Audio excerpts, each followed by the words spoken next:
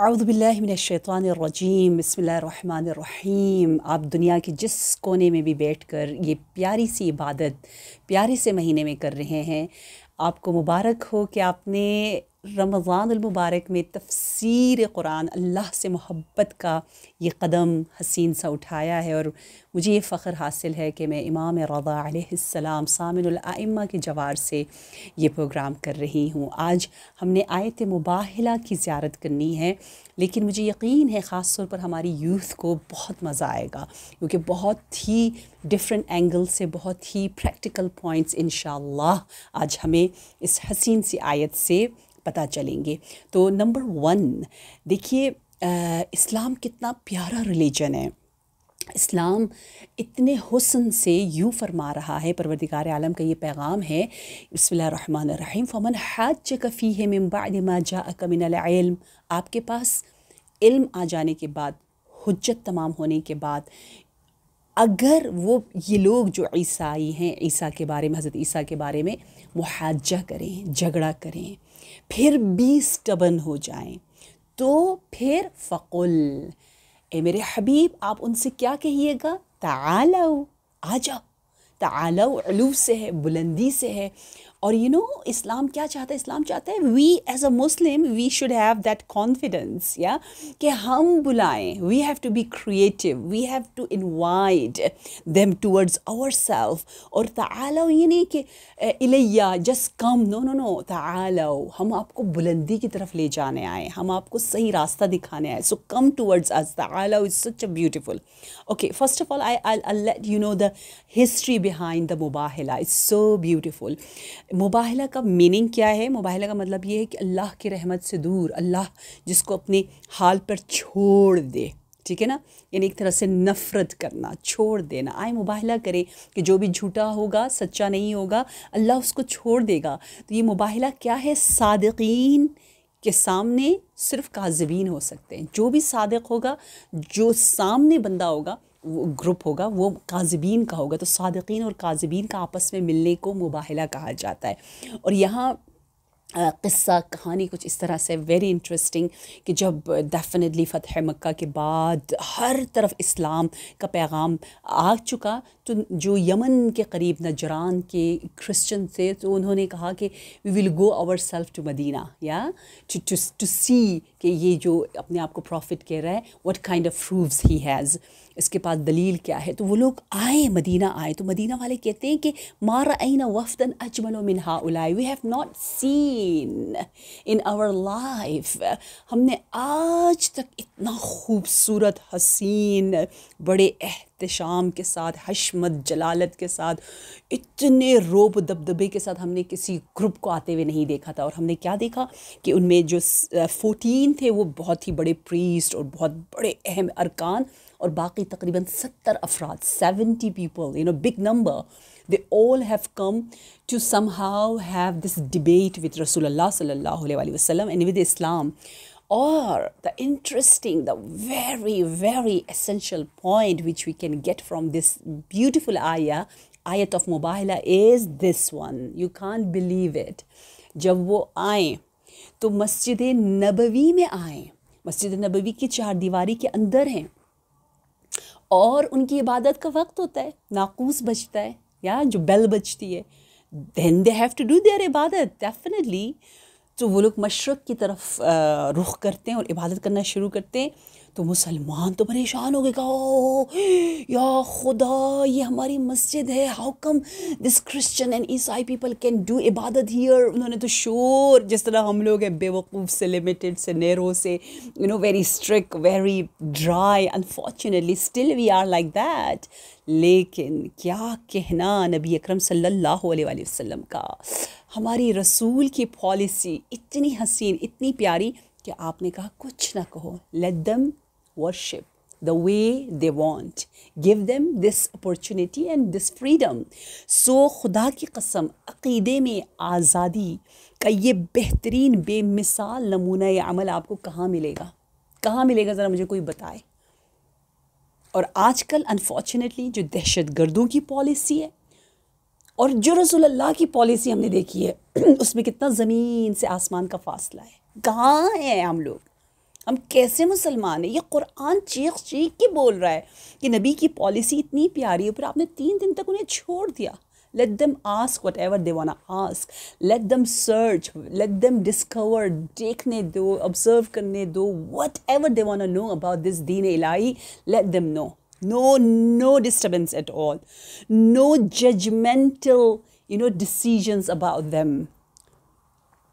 کتنا پیارا یہ انقلابی رویہ ہے ہمارے نبی صلی اللہ علیہ وسلم کا. اب 3 دن گزر گئے، ڈٹ کے انہوں نے سوالات کر لیے، یہ بھی کہہ دیا کہ ہم آپ کو بالکل ویسے ہی پاتے ہیں، تمام وہ صفات آپ میں موجود ہے جو ہماری کتابوں میں ہیں، جو ڈیوائن بکس میں ہیں. You are absolutely the prophet of Allah. But the only thing which we don't like about you is that آپ ہمارے عیسیٰ کو ابن اللہ نہیں مانتے، اللہ کا فرزند نہیں مانتے. آپ نے ان کے درجے کو بہت گرا دیا اور صرف نبی بنا دیا. تو نبی مسکرائے اور آپ نے وہی دلیلیں دی جو اللہ نے دی کہ حضرت آدم کو پھر ابن اللہ کو ہو. وہ پچھلی آیت ہم کر چکے ہیں، وہ تو بغیر ماں باپ دونوں کے پیدا ہوئے. یعنی اب یہاں پتہ چل گیا کہ وہ ہٹ دھرمی کر رہے ہیں. They are just stubborn. Yeah, they know this deen and this prophet is absolutely from Allah تبارک و تعالی. اب دلیل کے بعد جب وہ پھر بھی ضد کر رہے ہیں تو اللہ نے کہا کہو ان سے تعالوا what ندعو ابناءنا وابناءکم ونساءنا ونساءکم وانفسنا وانفسکم ثم نبتہل فنجعل لعنت اللہ علی الکاذبین. یہ تو بالکل لاجیکل ہے نا کہ اب تو ایسا ہی ہونا چاہیے. آؤ ہم اپنی بیٹیوں کو بلاتے ہیں، تم اپنی بیٹیوں کو بلاؤ. ہم ڈیفینیٹلی شروع بیٹوں سے کیا ہے، اپنے بیٹوں کو، پھر ہم اپنے بیٹوں کو، ونساءنا ہم اپنی بیٹیوں کو، اور تم اپنی بیٹیوں کو، اور ہم اپنے نفسوں کو بلاتے، تم اپنے نفسوں کو بلاؤ. پھر دونوں فریق اللہ سے دعا کریں کہ جو جھوٹا ہے، جو کاذب ہے، اس پر اللہ کی لعنت ہو. آئے آج یہ فیصلہ کر ڈالیں. اب کہتے ہیں وہاں پر گہما گہمی اور باتیں شروع ہوگی کہ اگر یہ خود آیا، بہت کم گروہ کے ساتھ آیا جس طرح انبیاء آتے ہیں، تو پھر یہ نبی تو ہے ہی ہے. لیکن اگر یہ ہماری طرح بڑے روب و دبدبے کے ساتھ بہت بڑے گروہ کے ساتھ آیا تو پھر یہ ڈرامہ ہے، یہ سچا نہیں ہے.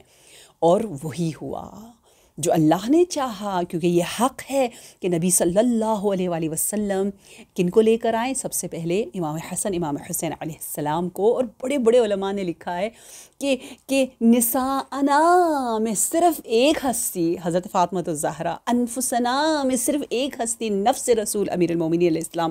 لیکن ابناءنا میں کیوں حسن حسین؟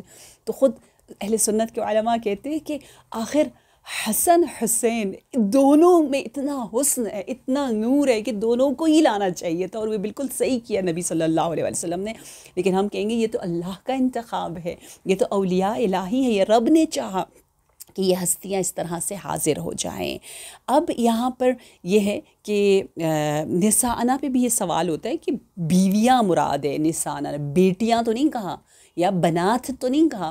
تو جواب ایک بڑا پیارا ایک سنی عالم نے دیا ہے کہ قرآن میں ہے نا یستحیون نساءکم ویقتلون ابناءکم، کہ یہودی جو ہے وہ کیا کرتے تھے، یہودی کے جو فساد تھے فرعونی، وہ یہ کرتے تھے کہ ان کے بیٹوں کو مار دیتے تھے اور بیٹیوں کو اور خواتین کو قتل کرتے تھے. جب بیٹوں کے سامنے نساء ساتھ، یعنی کہ اس کے ساتھ جو ورڈ آئے بیٹوں کے ساتھ، تو اس کا مطلب بیٹیاں ہوتی ہیں. قرآن میں یہ بار بار اس طرح استعمال ہوا ہے. وہاں کوئی اعتراض نہیں کرتا تو یہاں کیوں اعتراض کریں؟ تو یہ قرآن کا لب و لہجہ ہے، بیوٹیفل. اور امام علی علیہ السلام کی فضیلت جو تمام انبیاء پر، یا اولی العزم سوائے رسول اللہ کے علاوہ تمام انبیاء پر، ہم مولا کو جو اتنی فضیلت دیتے ہیں اور اس پہ بہت سے لوگ ہضم نہیں کر سکتے، تو ان کے لیے یہ دندان شکن ہم کہتے ہیں جواب ہے کہ ارے یہ تو قرآن سورہ آل عمران گواہی دے رہا ہے کہ نفس رسول، جو نفس افضل البشر سید الانبیاء ہو، وہ یقیناً تمام انبیاء پر زیادہ فضیلت اور برتری رکھتا ہے. تو ہم کیا سیکھ سکتے ہیں؟ نمبر 1، دیکھیے جب آپ حق پر ہو نا، جب آپ کا ہدف مقصد بہت مقدس ہو، تو آپ اپنے خاندان کو بھی قربان کر دیتے ہیں. جس طرح امام حسین علیہ السلام اپنی فیملی کو لے کر کربلا آئے، یہاں پہ رسول اللہ صلی اللہ علیہ وسلم اپنی فیملی کو لے کر مباہلہ میں آئے، کیونکہ آپ کو پورا کہ پورا یقین ہے کہ حق آپ کے ساتھ ہے. وہ جگہ جہاں پر مباہلہ ہوا اس کو آج کل مسجد الاجابہ کہا جاتا ہے، جو مدینہ میں ہے، جہاں دعا ابھی بھی مستجاب ہوتی ہے.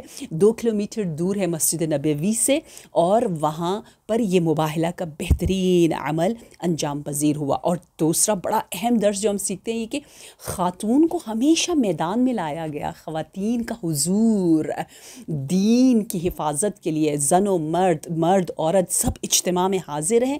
اور دعا کرتے ہوئے بچوں کو نہ بھولو. بچے جب آمین کہتے ہیں تو بات ہی کچھ اور ہوتی ہے. تو یہاں ہمیں بہت سی خوبصورت درس اور بہت سے پیارے پیارے نکات ہم نے آج سیکھے. الحمدللہ پروردگار عالم ہمیں توفیق دے کہ ہم پنجتن علیہم السلام سے اسی طرح متمسک رہیں اور ان آیات کے ذریعے اپنی زندگیوں کو بدلیں. آگے دیکھتے ہیں اسی سے مربوط کچھ آیات ہے جس کو مجھے لگتا ہے آج میں کور کر لیتی ہوں. آیت نمبر 2 and 63. ان ھذا لہو القصص الحق، یقیناً یہ برحق واقعات ہیں اور اللہ کے سوا کوئی معبود نہیں. وما من الہ الا اللہ وان اللہ لہو العزیز الحکیم، اور بے شک اللہ ہی کی ذات غالب آنے والی باحکمت ہے. قصے کو قصہ کیوں کہا جاتا ہے؟ اصل میں قصہ کہتے کسی کے قدموں کے پیچھے پیچھے چلنا، ٹھیک ہے، سٹیپس کے جہاں سٹیپ رکھا ہے آپ اس کے پیچھے نشان قدم پر چلنا. تو کیونکہ کہانی کہتے ہوئے آپ اس بندے کے صاحب کردار کا پیچھا کر رہے ہوتے ہیں، تو پیچھا کرنے کو قصہ کہا جاتا ہے. So beautiful. تو یہ سارے قصے ہیں جو اللہ ہمیں بیان کر رہے ہیں. فَإِن تَوَلَّوْا فَإِنَّ اللَّهَ عَلِيمٌ بِالْمُفْسِدِينَ، اگر یہ لوگ قبول حق سے پھر جائیں، منہ موڑ لیں، تو اللہ مفسدوں کو یقیناً خوب جانتا ہے. جہاں پر بھی حق کا پیغام ہے وہاں کچھ لوگ فتنہ تو کرتے ہیں، فساد تو کرتے ہیں، یہ مفسد ہیں، یہ جان بوجھ کے مشکلات کھڑے کر رہے ہیں.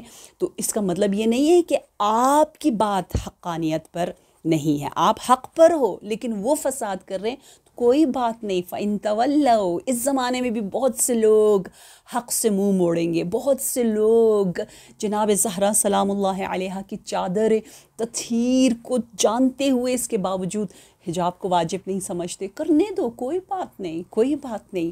فساد ہر دور میں ہوگا، لیکن ہم نے اہل مباہلہ کے ساتھ رہتے ہوئے نہ صرف اپنے آپ کو بلکہ اپنے اہل اور خاندان کو بھی قربان کرنا ہے تاکہ یہ اسلام پھلے پھولے انشاءاللہ. والسلام علیکم ورحمۃ اللہ وبرکاتہ.